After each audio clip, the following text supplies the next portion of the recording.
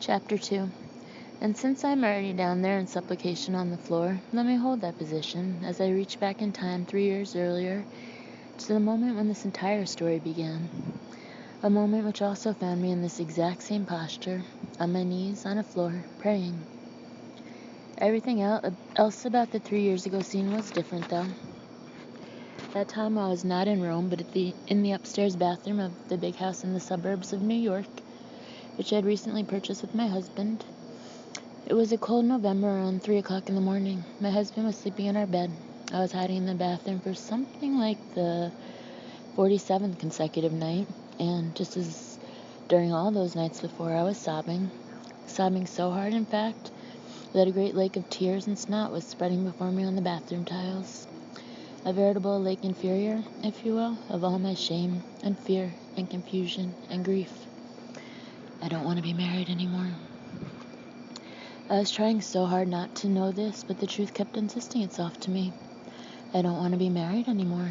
I don't want to live in this big house. I don't want to have a baby. But I was supposed to want to have a baby. I was 31 years old. My husband and I, who had been together for 8 years, married for 6, had built our entire life around the common expectation that after passing the doddering old age of 30, I would want to settle down and have children. By then, we mutually anticipated I would have grown weary of traveling and would be happy to live in a big, busy household full of children and homemade quilts, with a garden in the backyard and a cozy stew bubbling on the stovetop. The fact that this was a fairly accurate portrait of my own mother is a quick indicator of how difficult it once was for me to tell the difference between myself and the powerful woman who had raised me. But I didn't, as I was appalled to be finding out, want any of these things. Instead, as my 20s had come to a close, that deadline of 30 had loomed over me like a death sentence, and I discovered that I did not want to be pregnant. I kept waiting to want to have a baby, but it didn't happen, and I know what it feels like to want something. Believe me, I well know what desire feels like, but it wasn't there. Moreover, I couldn't stop thinking about what my sister had said to me once as she was breastfeeding her firstborn. Having a baby is like getting a tattoo on your face. You really need to be certain it's what you want before you commit. How could I turn back now, though? Everything was in place. This was supposed to be the year. In fact, we'd been trying to get pregnant for a few months already, but nothing had happened, aside from the fact that, in an almost sarcastic mockery of pregnancy, I was experiencing psychosomatic morning sickness, nervously throwing up my breakfast every day.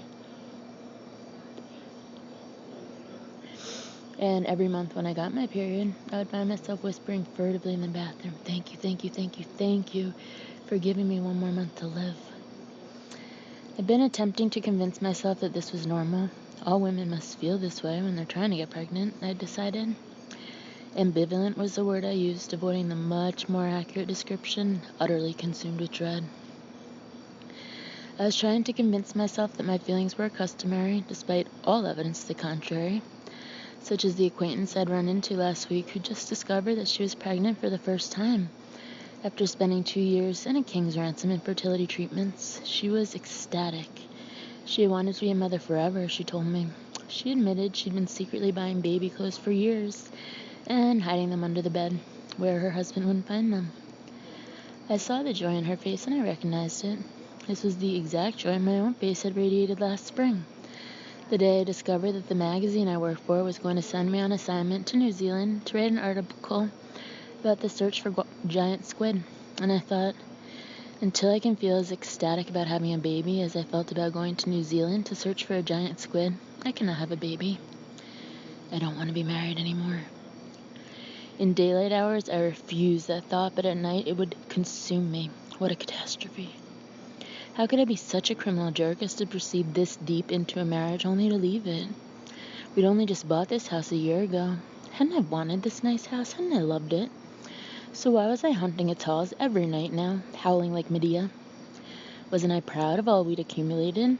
The prestigious home in the Hudson Valley, the apartment in Manhattan, the 8 phone lines, the friends and the picnics and the parties, the weekends spent roaming the aisles of some box-shaped superstore of our choice, buying ever more appliances on credit. I had actively participated in every moment of the creation of this life, so why did I feel like none of it resembled me? Why did I feel so overwhelmed with duty, tired of being the primary breadwinner, and the housekeeper, and the social coordinator, and the dog walker, and the wife, and the soon-to-be mother, and somewhere in my stolen moments, a writer? I don't want to be pregnant anymore.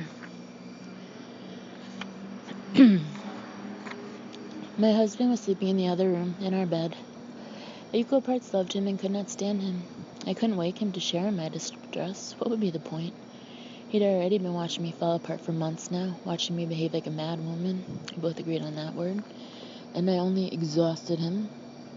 We both knew there was something wrong with me, and he'd been losing patience with it.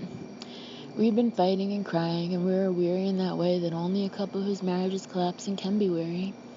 We had the eyes of refugees.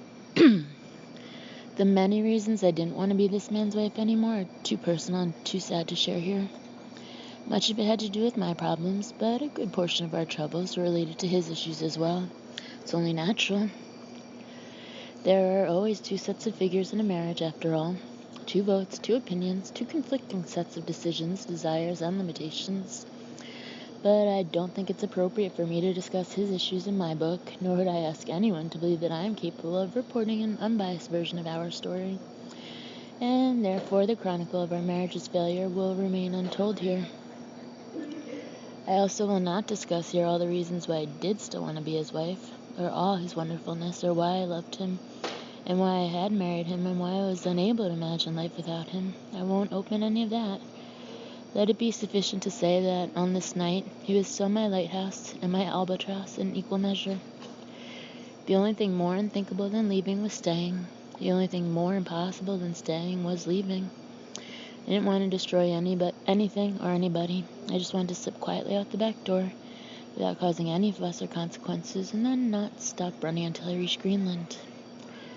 This part of my story is not a happy one, I know, but I share it here because something was about to occur on that bathroom floor that would change forever the progression of my life, almost like one of those crazy astronomical super events when a planet flips over in outer space for no reason whatsoever.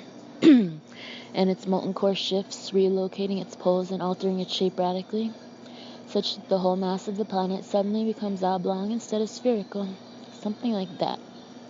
What happened was that I started to pray, like to God.